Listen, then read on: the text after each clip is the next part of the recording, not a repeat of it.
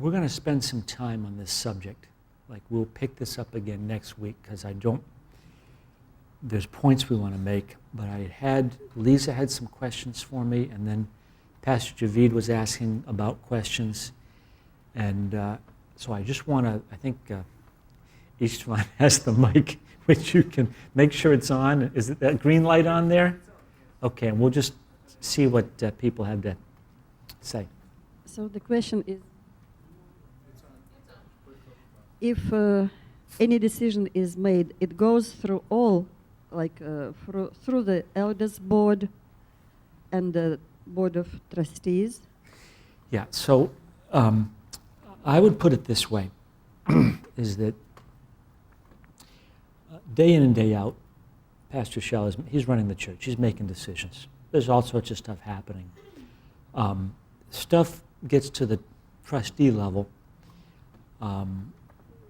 when it relates really to like major budgetary type questions or policy questions. Did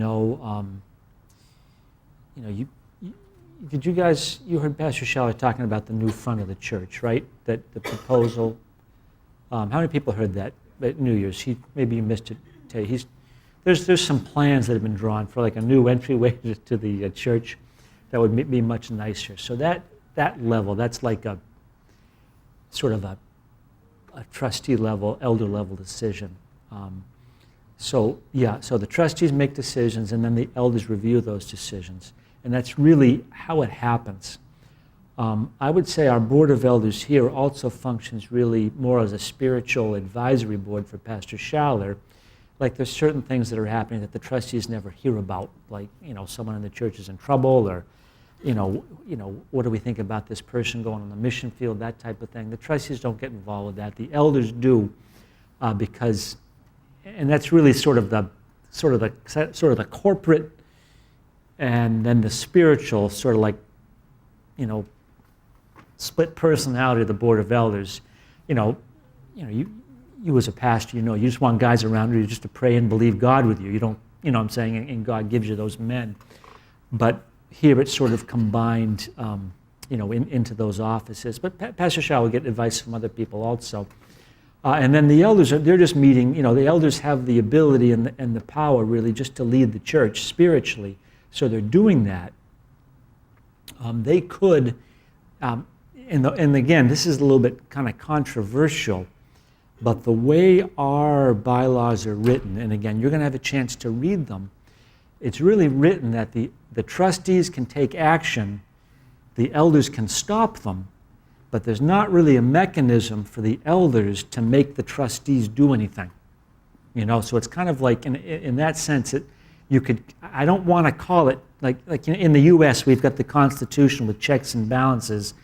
I'm not so interested in checking the elders, but in a sense it does exist, but it just takes really agreement between those two boards for things to happen.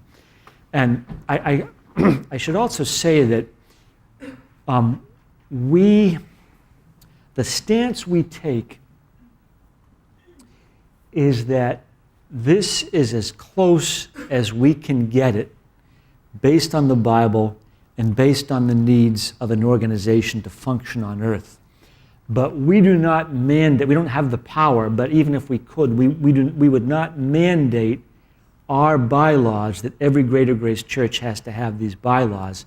There's Greater Grace churches with differing bylaws.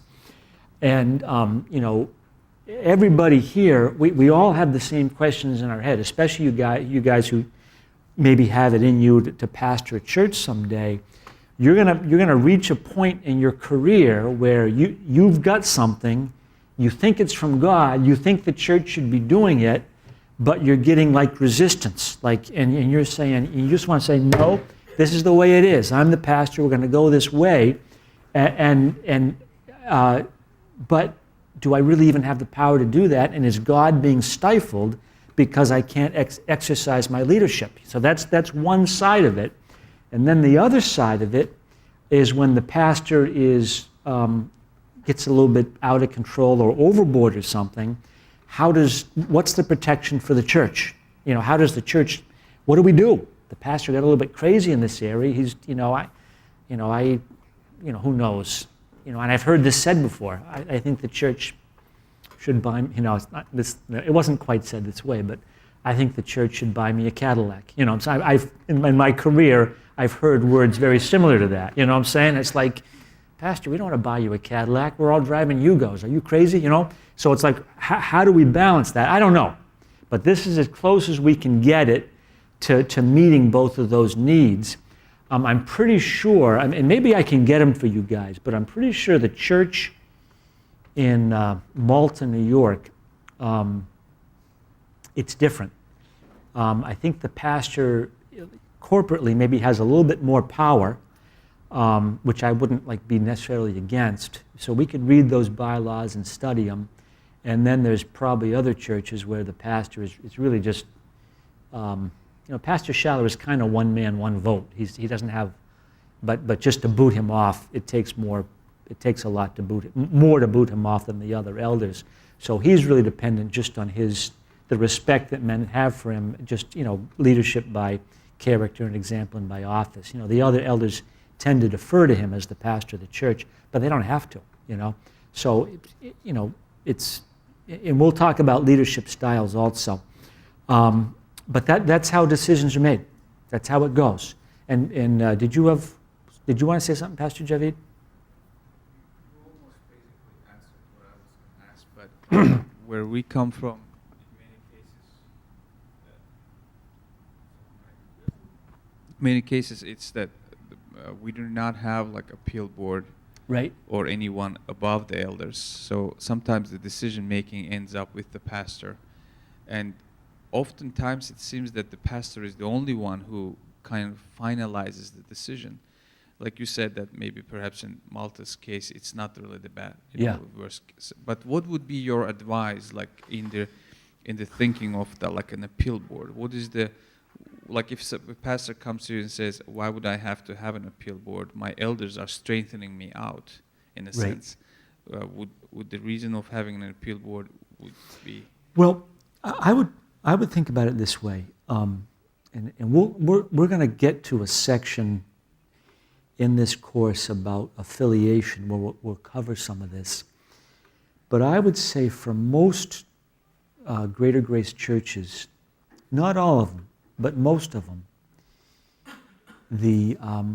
there's like a spiritual father connection with somebody, where the churches in Africa are really looking to Pastor Shabeli, churches in Europe are looking to Pastor Schaller, maybe some of the Central Asian churches are looking to Pastor Mati.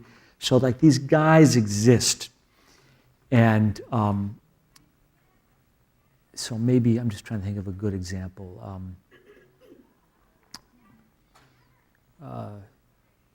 The churches in Finland. Pastor Schaller, he founded those churches. He raised up these guys. So maybe, who's the pastor in Helsinki? Juha, okay? Because of his relationship with Pastor Schaller, and because of even people in the church have that relationship with Pastor Schaller, if Pastor Schaller were to show up when there was trouble in the church and he were to give his opinion, most likely that would people would defer to him. He in his mind, he would not tell them what to do because he doesn't want that power. He doesn't think he has that power, but he would give his opinion, and just because of his respect people have for that man, it would go that way. You know what I'm saying? So this is where you get into this sort of, where is it organizational and where is it just life? But that's why maybe appeals boards might not be so necessary in a number of our affiliates because of those relationships, And then you might have other churches, and maybe I should or shouldn't give examples, but maybe I will. You might have a church, and this may be a bad example, it might be a good one, but maybe I won't name a name. I'm not going to name a name, but I might have a pastor somewhere where I've been pastoring this congregation for 10 years. I'm the guy. But I like Baltimore, I like Greater Grace, I want to benefit from them, so I lead my church into affiliation, and I've got a relationship with home base, so-called, But my people in the church, they've never been there. They don't even know who home base is. So if Pastor Schaller were to jet into that church when there's trouble and try and rule, the people would be like, who's this guy? You know what I'm saying? Pastor, that's your friend. Don't bring your buddy in. We don't know who. So it just, there's like a life or an organismic aspect to this. Hope I said that right. That doesn't work so, maybe the structure is not so important. And again, we'll talk about this again. And then, what was the example you gave, Pastor Javi? Your own situation? No, sir. I was just thinking of some of the Central Asian churches. Right. Where we not necessarily maybe even affiliated with us, but perhaps maybe those we see on TV, and they're really huge, and Right. obviously you've seen, and when it comes to the level where you actually come in contact with Right. them, you find out that the pastor is the only one who makes the decision. Right. And like who's straight, like you said, like there's only one, like you, board of elders, I'm probably running ahead, but board of elders is the one who can actually remove or straighten out the pastor, right? Right. At some sense. Right. So I was thinking that like board of appeal is like such an amazing thing to have. Yeah. Because they're like observers from the side. Right. That they can interfere, and then they're elderly, they kind of put things in perspective Yeah. back the way it has to be. Yeah, so we'll hit this again when we get to affiliation, because it's like very, very important. But I just want to touch on it now because you're bringing it up. Okay. Pastor, what's the check on you? Well, my elders can discipline me. Okay, well, let's think about that statement. Will they? I'm saying, do they? Can they? Do you have a mode of operation where it is obvious that your elders really have any say? Or do you have a board of elders that's really like, that has never functioned as such? Yeah, you've named them as elders, but are they even functioning? Do they even know they can say anything? And this is what you end up with, is that it's like, well, maybe you have like a dynamic, pioneering a church, everybody knows pioneering a church is like not easy, like how difficult that is, how few guys on the face of the earth can actually do it, go to a place and start a church and actually have it go. It's like very few men can do that, and it just takes an amazing guy. And I only know a handful of guys who've actually done it, to be honest with you. But so these guys have a lot to them. They have very good knowledge, good preachers, good knowledge of the Word of God, very like attractive, kind of charismatic in the personality sense people. So these guys go there, they start up the church, they raise guys up, okay? He is their spiritual father. And so the church gets bigger, and then he appoints some of these guys elders, you know what I'm saying? So he's surrounded by, 4 or 5 elders, but are those guys really going to discipline him when he is their spiritual father? It's like, I just don't know if it's going to happen. You know what I'm saying? Does this make sense to you, Angina? It's like how can I'm going to discipline my dad? I can't do that. I couldn't do that to my dad, even if it was wrong. I don't know. I'd hide him from the police. I would never do that. I couldn't do that to my father. Plus, he's the guy who taught me everything I know. And in the statements gets made, well, the guy's drinking. Well, I have the freedom to do it. God's taken me to a new level. And these statements have been made in greater grace in the last 10 years. You know what I'm saying? God's given me the liberty, and this type of stuff happens. So who is the guy who's really going to discipline him? And again, we'll talk about that when we get to elders. But again, this is stuff that's a little bit uncomfortable to talk about. We don't like to think about it. The other side is I don't want a board of elders that you get in some churches. It sits there it's like the pastor works for them. You know what I'm saying? No, Pastor, we ain't doing that. Cut your message down, Pastor. We took a vote. We want your message to be 25 minutes, And you can end up with that spirit that comes in, and then your spiritual life in the church is over. You know what I'm saying? It's just, I'm not maybe not over, but maybe you've silenced the voice of the prophet, not in the sense, I'm saying the voice of God in your midst, that is really what makes the church go. And this is just the balance. And it just takes spiritual people keeping themselves spiritually sharp, submitting to each other.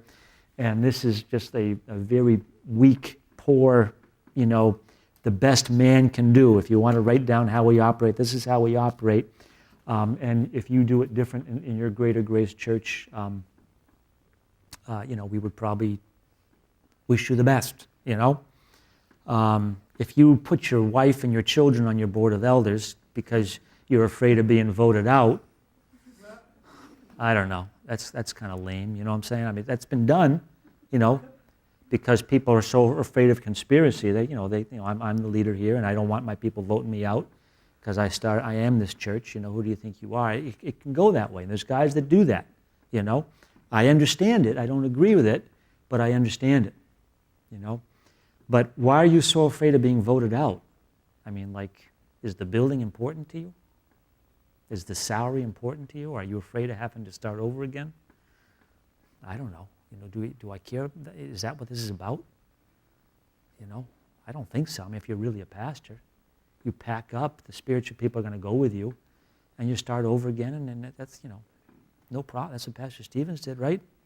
He left the whole mess up there, Piece of property, I don't know what was worth a lot, worth enough to fight over. He left it, came down here and cranked up again, and here we are, So, anything else on that? I really want this to be like an interaction, question and answer class. I know there's a lecture download part to it, but I really want you guys to be free because I want, as we said at the start, I want you guys to be thinking people, okay? If it doesn't make sense to you, it probably doesn't make sense.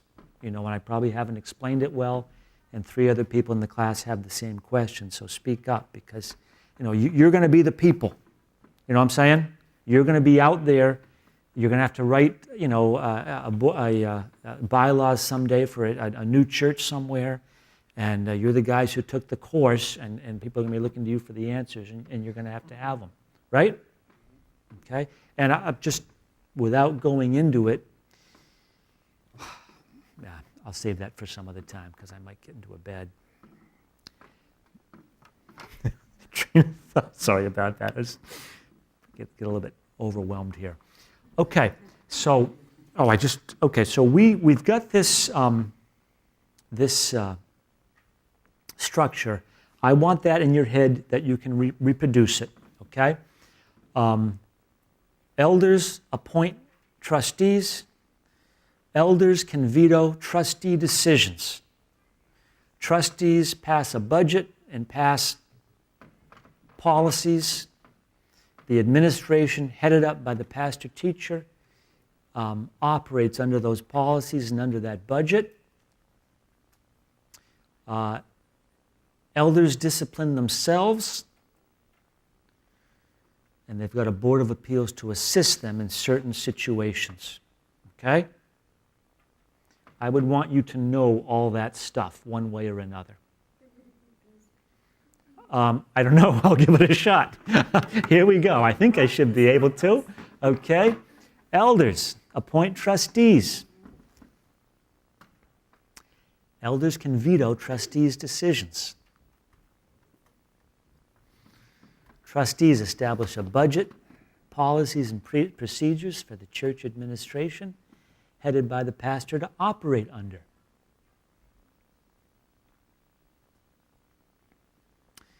Elders discipline elders, assisted in certain situations by the appeals board.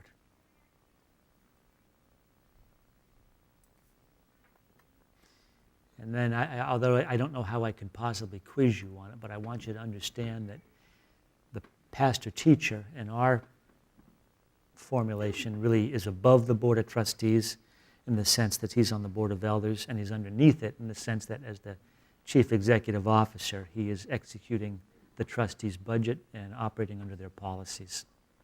Okay? And I know it bothers our conscience to say that sometimes.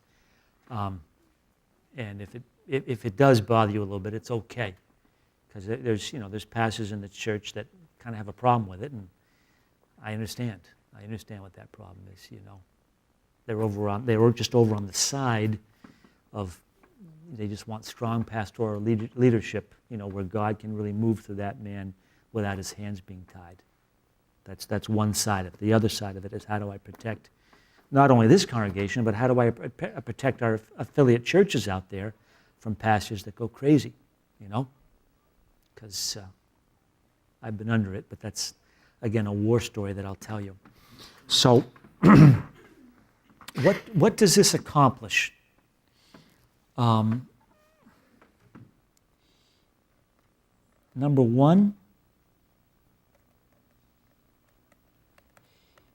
it protects the pastor.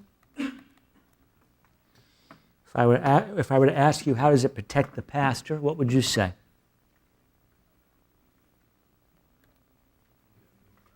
Pardon? But how does it do that?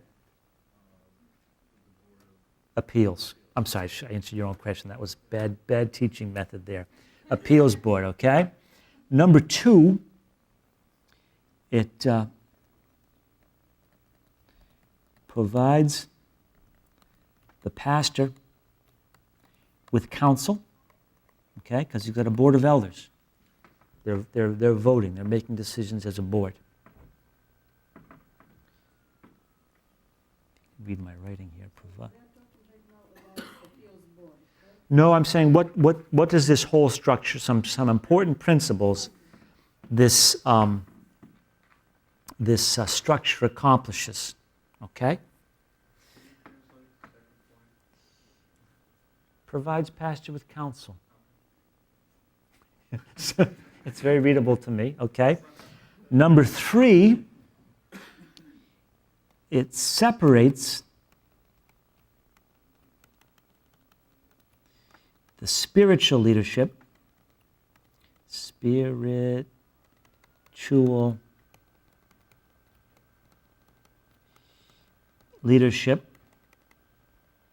from finances. Okay? So it keeps them out of trouble in that sense. The pastor's not so close to it.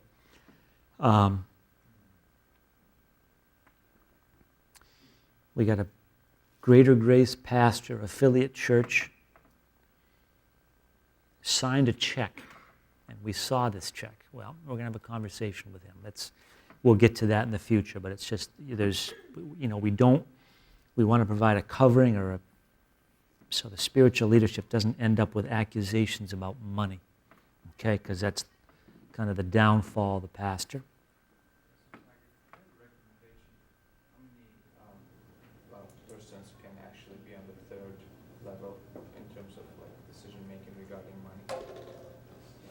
Yeah, but I'm going to save that for elsewhere in the course, okay? Number four, not only does it provide the pastor with counsel, but it may provide the pastor with correction, and almost the same thing as number four. Number five, it provides some protection for the congregation, right? Congregation. In what sense does it do that? If you've got a structure where the pastor has all the power, bad things can happen. Okay? And so this provides protection for the congregation. And that's kind of like spiritually, I'm not sure what I call this list, although I like it. I'll have to come up with a name for this list. I'm going to say maybe like the question would be, what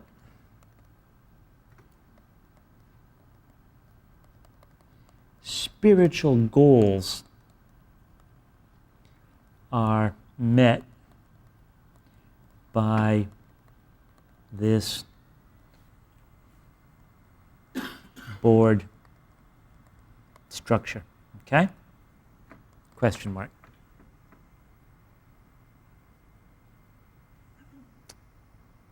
Hey, Sebastian, do I lose these? Can these be like emailed to me?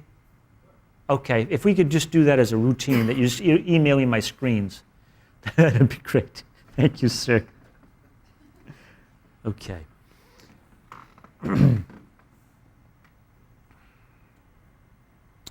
Okay, so we've covered our sort of the structure of our board, some of the principles behind it. These things that I put up there are really defined in the church's bylaws, okay? And I think we're sort of at a stopping point right now, so I don't want to introduce bylaws right now, but we'll pick up there next week. We'll talk about those. And I think unless somebody else has something for me, it's 9:52. If we end 8 minutes early, do you feel like the Bible College owes you some money? No. Okay. All right. Well, we'll keep you over sometime just to make up for this. But I got to be careful with these I can't believe you guys do this for 3 hours. Sit through this. Okay. So Father, bless us as we go. Give us an awesome week. We pray in your name. Amen.